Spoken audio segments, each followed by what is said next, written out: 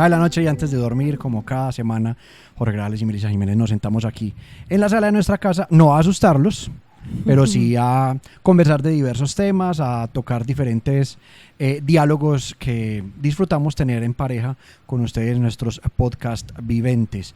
Jiménez, ¿cómo estás? Muy bien, muy feliz, muy contenta. Un nuevo mes, un mes que para Jorge es fantástico. No es cualquier mes, no es el mes. El mes, es su mes favorito. Al contrario, pues a mí no es que sea mi mes favorito, pero sí disfruto mucho todo ese tema sobrenatural, todo lo de terror, inclusive género. Jorge se rió. Se rió hoy. Yo me reí. Porque estábamos hablando y yo le dije, mi género favorito es el terror. Y él, O sea, yo me quedé como, what the fuck.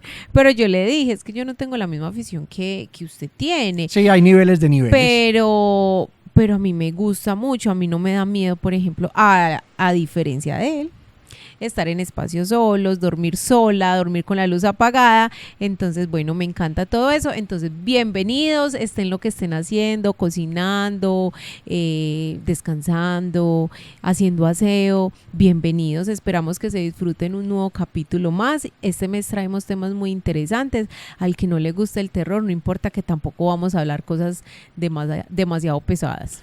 Vamos a ver.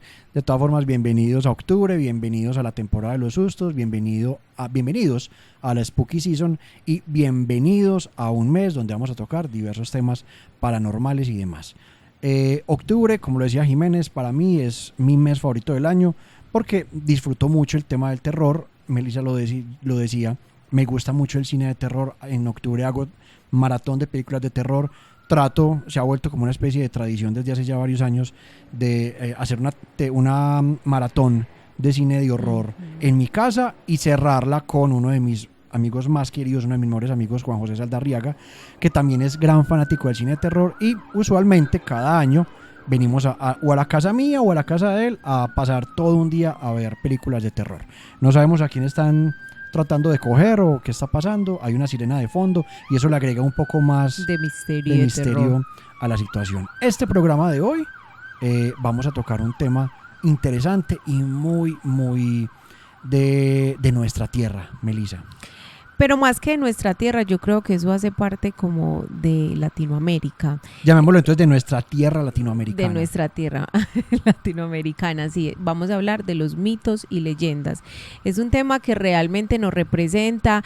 Nosotros en Colombia, en el campo, escuchamos historias fascinantes, pero también es como importante de pronto diferenciar un poco el significado de lo que es mito y de lo que es leyenda. De pronto, ¿sabes o conoces la diferencia? Sí, yo tengo una idea básica y es, el mito viene desde las creencias populares y con el voz a voz se va transformando y va perdiendo quizás su veracidad. Se convierte en un rumor y agrega digamos elementos muy fantásticos. A diferencia de la leyenda, que también es un relato que puede ser sobrenatural, pero debe tener un soporte histórico.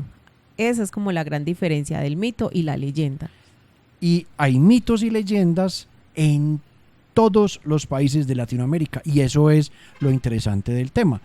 Hay mitos y leyendas, hay historias que se escuchan en México, por ejemplo, pero que también se traducen en la cultura ecuatoriana o en las historias peruanas o en el arraigo de las tierras antioqueñas.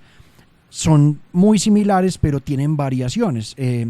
Cada región, cada país adopta esa historia, le transforma elementos para hacerla propia de su contexto y la convierte en una historia propia. Y le dan como ese toque, pues porque igual también hace parte de su cultura, pero hablando puntualmente, por ejemplo, la leyenda La Llorona. Sí. Vemos que esta leyenda se escucha en varias partes, pero cada uno tiene como ese caso puntual. En Colombia es una leyenda súper famosa que yo creo que desde que estamos en el colegio nos la enseñan. Claro, todos hemos escuchado la historia de La Llorona. Que más adelante vamos a sí, ahorita les contamos de qué se trata. Sí. Hoy vamos a hablar de varias de esas historias con las que crecimos, varias de esas historias que escuchamos, que nos asustaron, y varias de esas historias que espero yo podamos replicarle a nuestros hijos. A Jacobo, un saludo para Jacobo que nos está viendo. A Jacobo yo espero poderle contar estas historias, Sí. que él también conozca de dónde vienen esos relatos fantásticos con los que sus papás fueron criados. Que no salga tan miedoso o tan gallina como el papá. Usted iba a utilizar una palabra muy fea que ya no está aceptada. Mi Álvaro, y la cancelan. @ Meli Jiménez, la cancelan ya mismo. Pero es verdad, yo soy muy cobarde. Eso lo vamos a hablar cuando hagamos un especial de las películas de terror. Bueno, pero yo quiero preguntarte algo. De pronto, pues nosotros tenemos familia que se criaron en el campo o de pronto vivieron. ¿De pronto conoces alguna historia que te hayan contado, que nos quieras de pronto compartir? Vea, yo historias tengo las que usted quiera. Mi familia, los López Jaramillo son de Jardín, los Grajales Corrales son de Abejorral. Entonces yo tengo tierra de capote entre las uñas. O sea, yo... No, pero o sea, yo nací sus familiares, en Medellín, pero de todas formas mi sangre es sangre arriera, mi sangre es sangre campesina. Y mis abuelos paternos, doña Eloína y don Hernando, que en paz descansen ambos, alguna vez en la finca que ellos tenían, todavía la tiene la familia Grajales, que se llamaba La Polca, ahora se llama Villa Gladys. Estando muy chiquito, en una de mis primeras idas a Abejorral, me presentaron a Aldemar. Aldemar era como el tío abuelo que cuidaba la finca y tenía una casita al lado de La Polca. Resulta que Aldemar, estando yo muy chiquito, me llevó a esa casita y yo recuerdo con estos bellos ojos verdes que se han de comer los gusanos, que me mostró 2 espadas y me dijo, estas 2 espadas las saqué de una huaca, de un entierro. ¿Usted sabe qué es un entierro? Sí, es algo que pues es algo que uno puede encontrar debajo tierra.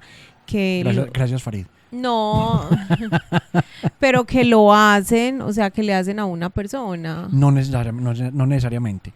Un entierro o una huaca es algo de valor que estaba escondido bajo tierra, que pertenecía a personas que lo escondieron para que no fuera encontrada, o porque de pronto, como en ese entonces no habían bancos, pues. como no habían bancos, ellos escondían sus pertenencias para que no se las robaran o para que no les pasara cacho con ellas. Muchas personas murieron dejando tesoros enterrados. A esas personas supuestamente el alma queda penando hasta que no les encuentren las huacas. No descansan. No descansan. Y mi tío abuelo Aldemar me contó. Resulta que La Polca quedaba en medio de 2 montañas en Abejorral, en el vallecito entre 2 montañas. Y que cada Viernes Santo Aldemar y otras personas subían a la finca de Yuban, que quedaba pues más arriba de la montaña, y que desde allá a la medianoche se quedaban mirando al cielo. En algún momento aparecía una lucecita y esa lucecita empezaba a bajar por la montaña hacia la montaña del frente, y donde la lucecita se detenía era el lugar donde ellos debían llegar a excavar. Contaba Aldemar que la altura que tuviera la lucecita con relación a la tierra era la profundidad con la que ellos debían cavar el pozo hasta encontrar ese tesoro. Y que cada Viernes Santo ellos se iban a esperar la lucecita o la llamita de fuego a que apareciera y a que les mostrara dónde estaban las huacas. No sé dónde escuché esa historia, pero se me hace pues como conocida. Es que era muy tradicional en los pueblos antioqueños que la gente encontrara entierros y que eran huaqueros. Eso era casi que, inclusive era un negocio real, era un trabajo. Lo que pasa es que eso tuvo una situación, y es que muchas veces los huaqueros encontraban tesoros que podían tener un valor histórico, un valor histórico, pero como ellos no tenían ese conocimiento, lo único que veían era oro, y lo que hacían era fundirlo para poderlo vender. Ellos veían el valor comercial del oro, mas no encontraban el valor histórico ese valor que podían tener para pues esos elementos que encontraban. Entonces eso terminó convirtiendo a los guaqueros o la guaquería o el guaquerismo como se llame esa labor, en algo ilegal. porque Sí, ya estaba claro. afectando realmente un patrimonio histórico, patrimonio cultural de nuestra tierra. Mira, pues yo de pronto pensando, yo tengo muy mala memoria, sí he escuchado historias familiares, se me vino una en la cabeza y es que en el campo mi papá me contaba que tenían, pues que habían brujas que se enamoraban de él. Ay, jue madre. Y que pues como que no podían dormir tranquilos, él la sentía que pues como que llegaban en la noche, mejor dicho, o sea, es que no recuerdo muy bien la historia, pero se me olvidó porque apenas me acordé, tengo que preguntársela a mi papá. Tenemos que preguntarle a don Alberto. Sí, pero él sí me contaba mucho de esas historias y yo no sé qué fue lo que tuvo que hacer para que lo dejaran de molestar. Vea, yo sí recuerdo, pues yo conozco mucho de esas historias de brujas. Yo le tengo mucho miedo a esas historias porque me parecen realmente muy aterradoras. Y he escuchado relatos de personas a las que supuestamente la bruja se enamoraba de ellos y se les, o sea, en medio de la noche despertaban sin poder moverse con una presión en el cuello. Ni siquiera gritar. Ni siquiera podían gritar. Y era Ajá. que la bruja estaba encima de ellos. O que estaban en medio de la noche, las escuchaban pasar por encima en el techo. Y cuentan esos relatos que tenían que echarle sal como a todas las puertas de la casa, y si la puerta tenía sal, la bruja no podía entrar. Y creo que también poner unas tijeras debajo de la almohada. También había escuchado de una aguja atravesando una hoja. Sí, es que hay muchas de esas cosas. muchas teorías. Y también que las brujas se enamoraban mucho, o no sé si se enamoraban, pero le peinaban a los caballos, terminaban Sí, con trenzas. Sí. Ay, parce, qué susto. ¿Se imagina Sí, porque uno mi levantarse temprano en la mañana con el chocolate caliente bien rico y uno sale y están los dos caballos con las trenzas de Karol G? Maldita sea, me muero, no, olvídate. Pero, y mi papá, por ejemplo, sí me contaba que él a los caballos, porque como él vivió pues toda su niñez y adolescencia en una finca, tenían unos caballos y él siempre los peinaba y terminaban con trenzas. Uy, no, a mí eso sí me da como escalofrío. Ay, no, pues que estaba tan valiente no, ahora. No, yo soy muy valiente, pero yo recuerdo las veces que amanecía en la casa de mis abuelos, ellos son de Barbosa. Era una finca grandísima y uno, a pesar de estar tan niño, uno sí sentía obviamente el ambiente diferente. La oscuridad era demasiado, o sea, no como acá que uno encuentra luz en toda parte, porque es que es la selva o es el monte. Es que la oscuridad de la ciudad no es oscuridad. Uno no conoce la oscuridad hasta que no está metido en la montaña, donde esté a kilómetros de cualquier poste de luz o de cualquier casita, donde la única fuente de luz es la luna. Esa sí es oscuridad. Eso sí da y miedo. Eso sí es aterrador. Eso sí es aterrador. Yo creo que deberíamos hacer un programa de historias de fantasmas y aparecidos, porque yo de esas sí tengo las que usted quiera. Tan bueno, Jorge es muy bueno contando historias. Pero hoy vamos a hablar solamente de mitos y leyendas. Hoy nos vamos a remitir solamente a la tradición de nuestros abuelos, a la tradición montañera. Empecemos a hablar sobre esta historia que nos cuentan desde el colegio, que es súper famosa, que es sobre La Llorona, que en diferentes partes del mundo cambian pues como sus versiones o le agregan, y es La Llorona, que es un alma en pena de una mujer desesperada que asesinó a su hijo y da como un grito lamentador, o es un grito fuerte, pues muy característico, que muchas personas cuentan que lo han escuchado y que es súper miedoso. O sea, es miedoso saber que es una mujer con un niño en brazos, muerto, y gritando, mis hijos, mis hijos. Es que cuenta la leyenda que es un grito que hiela la sangre, es un grito miedosísimo, que se escucha en los ríos, que se escucha en los cafetales, obviamente en la noche, y que lo escuchan las personas solitarias. Y los que dicen haber visto la Llorona la describen como una mujer de cabellos largos, de rostro muy esquelético, con un bebé muerto en brazos, con un niño muerto en brazos, y que va gritando, y que es un grito aterrador. Y la Llorona, como vos decís, es una historia que se la atribuyen a México, se la atribuyen a otros países de Centroamérica, pero que Colombia también tiene su Llorona. Y yo creo que aquí todos hemos escuchado historias de personas que dicen haber escuchado el grito de la Llorona. El grito. Hay una vía, creo que es la que uno va hacia Urabá, Sí. que hay un puente, no es un puente, es un túnel corto que le llaman La Llorona, y que pasar ese puente es aterrador. Ese es el que queda después de... Yo no sé si es como Cañas Gordas. Yo creo que es después de entre Cañas Gordas y el otro municipio que queda por ahí cerquita, no me acuerdo cuál Chigorodo será. ¿Será? Bueno, Pero yo sí he no sé, escuchado eso. que hay un puente, sí es un túnel, pero corto, y que es aterrador, o sea, no tiene iluminaciones, oscuro, y también cuenta la leyenda, me cuentan las personas que se escucha por ahí a la Llorona. Es que dicen que el grito de la Llorona es una advertencia a esas personas que recorren solitarios en la noche. Vaya uno a saber, yo, gracias a Dios, gracias te doy, Señor, porque nunca he escuchado ese grito. Yo solamente me quiero imaginar uno acostado en la cama, relajado allá en el campo, viendo Sábados Felices, No. y por allá los gritos, ¡mi hijo! ¡Ah! Pero es que Me yo muero. creo que eso también se da como, pues se debe dar en espacios. Pues yo creo que en la casa debe ser más difícil. Yo creo que, ¿Usted qué va a saber uno teniendo una casa por allá bien lejos de la civilización y que bueno, llegue sí. la Llorona a pedirle café? No, ¿usted qué va a saber? Pero bueno, la historia de la Llorona realmente aterradora. Es una de esas historias que son muy tradicionales en nuestra cultura, y los abuelos las contaban. Yo también recuerdo que mis abuelos, inclusive hasta mi papá, Sí. pudo haber contado la historia de la Llorona. Mi abuelito inclusive en algún momento también me contó eso, como que sí escuchó los gritos de la Llorona. Y eso, pues es que anteriormente que no había internet ni nada de eso, también esa era como la forma de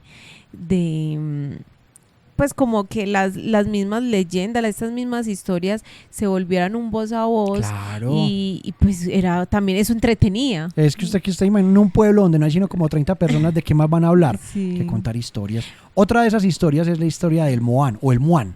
Yo Sí. la recuerdo, es como el Muán. Y el Muán era un ser que era una especie como de mitad hombre, mitad animal, que se le conocía por ser el protector de los ríos y de las montañas. Y decían que cuenta la historia que el Moán se le aparecía a las personas que estaban dañando la naturaleza. Es algo muy similar a lo que pasaba, por ejemplo, con la Madre Monte o la Marimonda. Pero ese del Moan era más que todo también para pescadores, porque Sí. se encontraba como en ríos y que los atraía, no recuerdo si era así como con su voz o que cantaba, y lo que hacía era que ¡pum!, los tiraba al río y los hundía. Imagínese, Eran los pescadores. a los pescadores. Sí. Y tiene mucha similitud con el tema de la Madre Monte, porque la Madre Monte también era un ser que estaba como mitad humano y mitad naturaleza, y la Madre Monte también le hacía daño a las personas que estaban lastimando la naturaleza, los que cortaban los árboles o los que hacían camino. Y cuenta la historia de la Madre Monte, que era una figura espectral que se aparecía como una mujer hermosa Ujú. y que como que deslumbraba al campesino o a la persona que estaba con el machete haciéndole daño a la naturaleza, Ujú. y que entonces la persona quedaba como pasmada por la Bien. belleza, y que cuando ya estaba cerca a ella se convertía en ese ser aterrador y Toda pues, seductora. exactamente, y lo mataba, supuestamente lo mataba, y era también una protectora digamos que de la naturaleza. Para mí lo más curioso de esto, no sé qué pensás, pero mira que cada de estas historias es como una enseñanza, no sé, o sea, como que son leyendas, bueno, mitos o leyendas, y tienen como una enseñanza, o sea, o una advertencia, como ves que si estás solo te puedes encontrar a la Llorona. Es que mira que Ve, si te vas a esto, vas a encontrar. tiene mucho sentido algo, y es, muchas de estas historias buscaban como ser cuentos de alerta ante las malas acciones. Mira que muchas de las historias, por ejemplo la historia del sombrerón, la historia Sí. del patetarro, son Esa no la conozco. el patetarro supuestamente era un man al que yo no recuerdo si por un accidente o qué, se voló un pie, y el man lo que hizo fue meter el muñón en un tarro, ya. y en ese mismo tarro hacía sus necesidades. Entonces supuestamente el patetarro cuando iba caminando iba soltando, iba chigleteando, iba salpicando de popó por donde pasaba, y eso supuestamente iba dañando los sembrados. Y la historia del patetarro supuestamente se le aparecía a los hombres mujeriegos, a las prostitutas. El sombrerón era un man grandísimo, era un man con un sombrero muy grande que no le permitía ver gran parte de su cuerpo, y que andaba con 2 perros gigantes amarrados con cadenas, y la gente decía que escuchaba las cadenas de los perros, y que cuando los escuchaba era porque el sombrerón se estaba acercando, y el sombrerón también se le acercaba. Pero yo lo había escuchado también que andaba en caballo. ¿El sombrerón en caballo? Sí. Pues, Vea, tiene varios medios de que no se transporte. dejaba que no se dejaba ver el rostro. Exactamente. Y que el que lo alcanzaba a ver veía una calavera. Ajá. Y vea, después yo termino lo que estaba contando. Ese tipo de historias, supuestamente, ese tipo de espectros se le aparecían a los borrachos, a los maltratadores, Exacto. a los mujeriegos y a las prostitutas. Eso es lo que cuentan. Y a los infieles. Y a los infieles, sí, a los mujeriegos.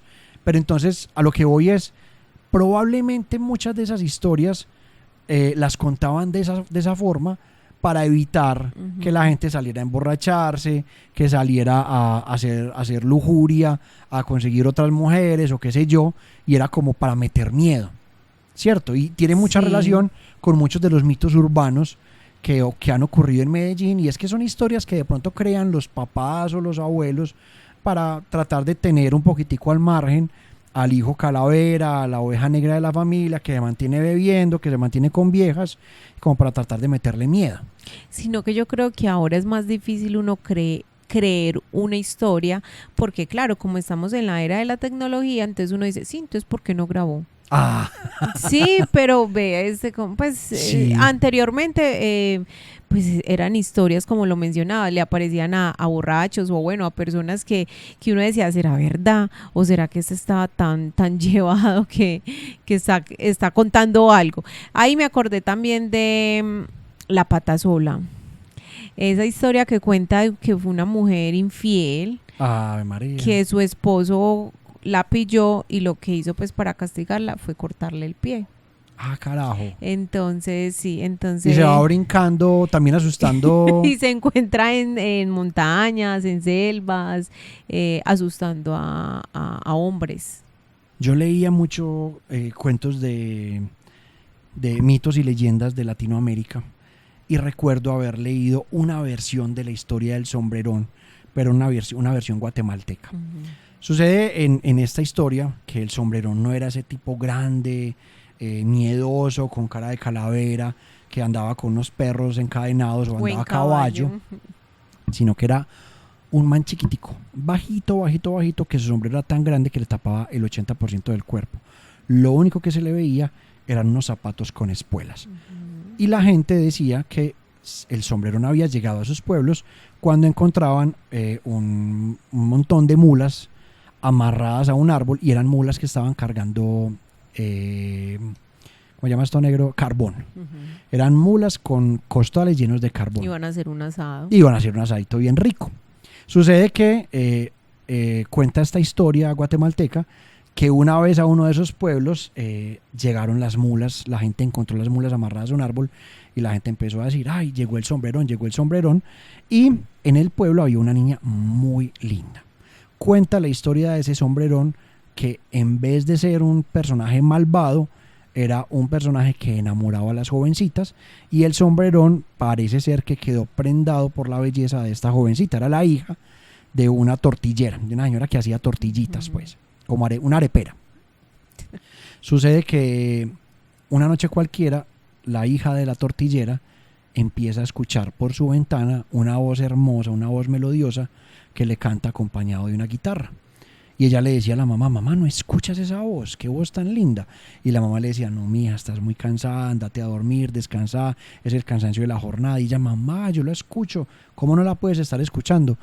Y así pasaron varias noches, y resulta que con el pasar de las noches, esta jovencita se fue enamorando de esa voz.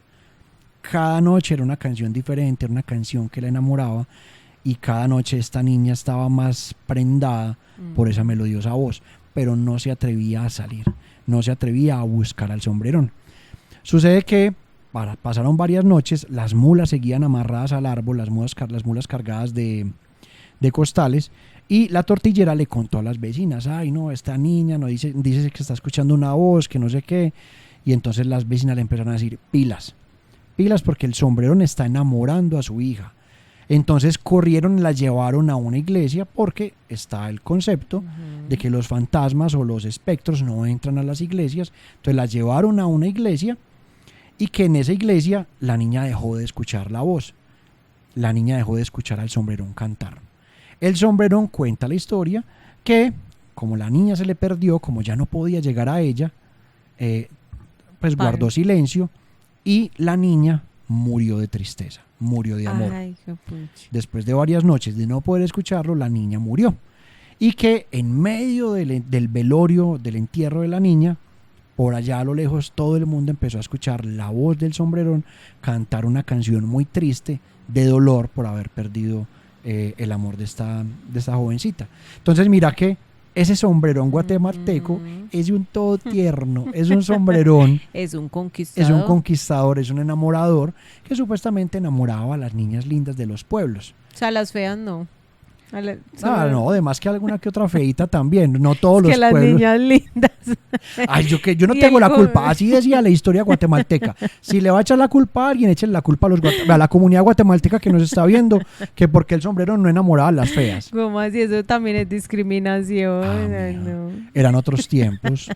No, pero es muy curioso como todas esas historias que todavía, a pesar de los años, siguen reluciendo, se siguen escuchando, siguen siendo contadas por las personas, porque realmente siguen sucediendo, como dicen por ahí. Y en Halloween, este mes sí también, que hay mitos, que hay leyendas, pues que hay historias. Por ejemplo, yo he escuchado que en Halloween los gatos negros son escasos, por ejemplo.